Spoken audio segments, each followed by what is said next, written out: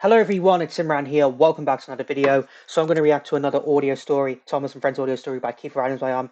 This is episode 11 of season 6, which is called Beware the Mardy Monster.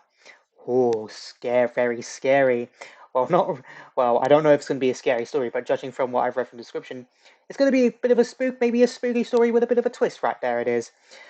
So just now I reacted to the Sodor lights. You want to see me check that out? I'll have it up in the top right corner of your screen. I also did Highland Engines earlier. Um, I'm just trying to catch up on all the audio stories that I've missed that Keith has uploaded that I haven't been able to react to. I'm going to do so today I've been doing episodes 9 through 12.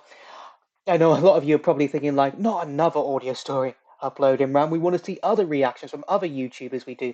I know you guys probably want to, but this is the consequence of me not reacting to Kiefer's audio stories when they came out initially. They did because I've just had stuff going on. So I'm doing I'm doing episodes 9 through 12 today. Then hopefully I can get episodes 13 through 16 done by the end of this week. Fingers crossed. But we'll just have to wait and see. I'll probably do episodes 13 and 14 tomorrow, along with the new SMG4 video, hopefully, and then Sunday I'll do episodes 15, 15 and 16. So before I go back to college on Monday, after this week off, I've already reacted to all the audio stories, so that's a good thing. Links for where I'm reacting to in the description down below as always. So without further ado, just go ahead and go straight into this. Apparently this is another audio story in season 11 it is, which is nice because we've only had one audio story set within season 11 so far, and that was the mainland adventure, the audio special. Beware the Mardy Monster. Written and told by Kiefer Adams. The Fat Controller was standing at Knapford Yards early one morning when Bill and Ben puffed in, rather tired and exhausted. Look, it's Hector. Between them was Hector, the large hopper truck. "Good heavens, you two," he said. "You don't look well at all. Is everything all right?" "We're so sorry, sir," said Bill. "We feel we're a bit overworked. Even Mavis is struggling with the trucks," said Ben. "From what I've seen, Sir Topham," said Hector, "Bill, Ben and Mavis are in need of some extra help at the quarry." "I couldn't agree more, Hector," replied the Fat Controller. "The mainland have kindly allowed us to borrow one of their engines. The Mardy Monster..." Before the Fat Controller could even finish, Bill and Ben were rather surprised. Ooh. "A monster?" gasped Bill. "Working in our quarry?" wailed Ben. "We must warn Mavis." Hector was about to explain, but the twins had already dragged him away. "Seriously, you two, it's not what you think," he said. But the twins didn't hear him. They were panicking too much. Even the Fat Controller had to scratch his head with confusion. He had never known the twins to act like that in the time they'd been on Sodor. Yeah, I was going to think... A little later, Thomas was making his way back to Timothy's Sheds. He had been working in the quarry for a little bit with Mavis, but Bill and Ben had constantly been talking about the Mardy Monster all afternoon. He puffed past a junction where Murdoch was resting with a heavy goods. "Good evening, Thomas," he greeted. "You look rather puffed out." "Have you not heard the news?" said Thomas. "Bill and Ben said a Mardy Monster is coming to the island." Murdoch gave a hearty chuckle. "It's not what you think, Thomas," he began. "It's..." "I must warn the others," Thomas interrupted. "They must know about this." Before Murdoch could say anything else, Thomas had puffed quickly away. "Young engines today," he chortled to himself. "They get worried over the tiniest of things." The next morning, Molly arrived at the quarry to collect an important shipment of stone to take to the docks. Bill and Ben were already there, but they had been told that the next day the Mardy Monster would come. "It's going to be the greatest thing to work in our quarry," boasted Bill proudly. "What?" "I don't like the idea of a monster working here," said Molly. "We didn't at first," admitted Ben, "but I think it might be exciting."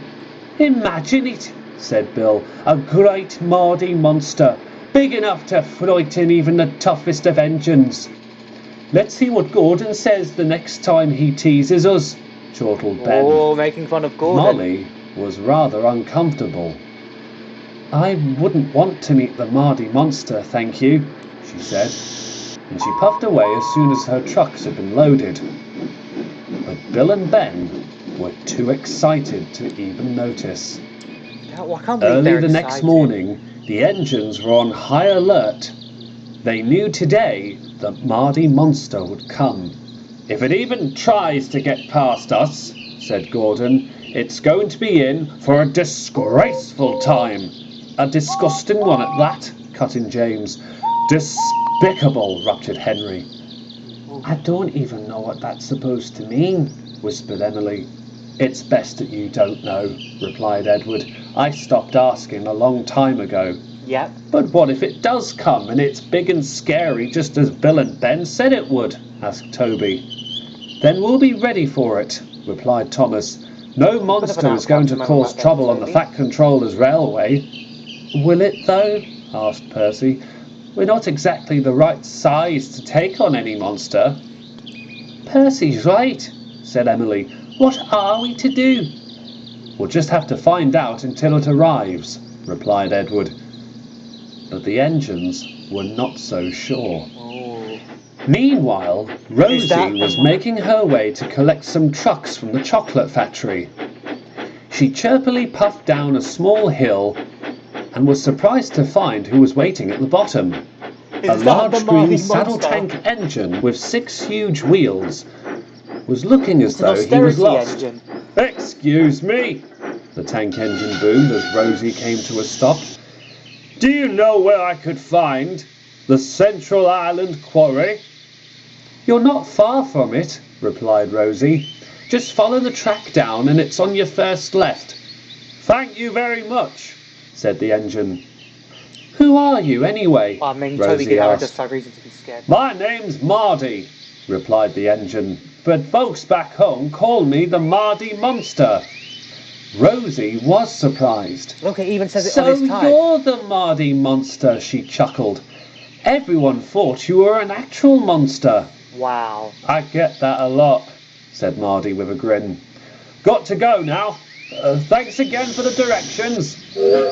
Mardy puffed away down the line, while Rosie was determined that the first engine she saw on her travels would finally understand the truth of the Mardy monster. Yep. At the quarry, Bill, Ben and Mavis were all in attendance. The twins were feeling rather excited. Won't be long now, Bill, whispered Ben. I know. Imagine it. No one will ever be scared of us again when we have that Mardy monster in our corner. I'm not so sure, said Mavis, when a loud whistle sounded in the distance. There he is. That's not a monster, said Bill innocently. Not quite, said Mardy as he backed into the quarry. Bill, Ben and Mavis, I assume? That's right, said Mavis. You must be the Mardy monster. Please, call me Mardy, he replied. You're the Mardy monster? Asked Bill. Ben blushed a deep shade of red. Wow, they got it totally wrong. I think we owe the others an apology, he groaned. Never mind that, said Mardy. Let's get this work done. And indeed they did. Mardy proved to be a rather powerful engine, and Bill and Ben were impressed. Other engines who had feared that a real Mardy monster had come to the island soon warmed up to Mardy and made him feel welcome. Mardy stayed on Sodor for a couple more days until Bill, Ben and Mavis finally felt like they could carry on the work as usual. Mardy promised to return, and he hopes that when he does, there would be no more talks of monsters coming to help the engines of the Fat Controller's railway in the future. Wow. Bill and Ben really mistook that right there for a monster. That Mardy monster was actually it was a monster, but it was actually the name of the engine. Who has an engine who's named like that? I mean, I don't know. But this audio story probably is the favorite of the bunch I've reacted to so far today because of its fun expanded cast and how it was supposedly looked scary in the thumbnail, but in reality, it was just misinterpreted right there. So I'm guessing Mardy's an uh, austerity engine he is, just like Wilbert and 16 are. So that's always good to know. Who knows? Maybe Mardy could have been the austerity engine, but in all seriousness, I still think the austerity engine is 16. Um, yeah. Yeah. I mean, this definitely felt like a season 11 episode with Bill and Ben. Like I said, had a good cast: Thomas, Murdoch, the Steam Team, Molly, Bill, Ben, Mavis, and even Rosie making an appearance right there. So, all good things right there. Glad to see that season 11 got another audio story it did. Hopefully, it does when season 7 comes around next March. Um, yeah, that was definitely a good audio story. It was. If you do want to see my previous Thomas reaction members an audio story or trans adaptation, I'll have a playlist up in the top right corner of your screen right now. Make sure you stay tuned because I'm going to do episode 12 next. So I hope you enjoyed this video. If you did, hit that like button for me. Let me know in the comments down below what you thought of this audio story I reacted to. Also, let me know in the comments down below what other videos you want me to react to next. Follow me on Instagram, follow me on TikTok. Links to both of them will be in the description down below. Share this video, subscribe if you're new here, ring the bell to get notified. When I upload new videos when I post in the community tab, and I'll see you all in the next one.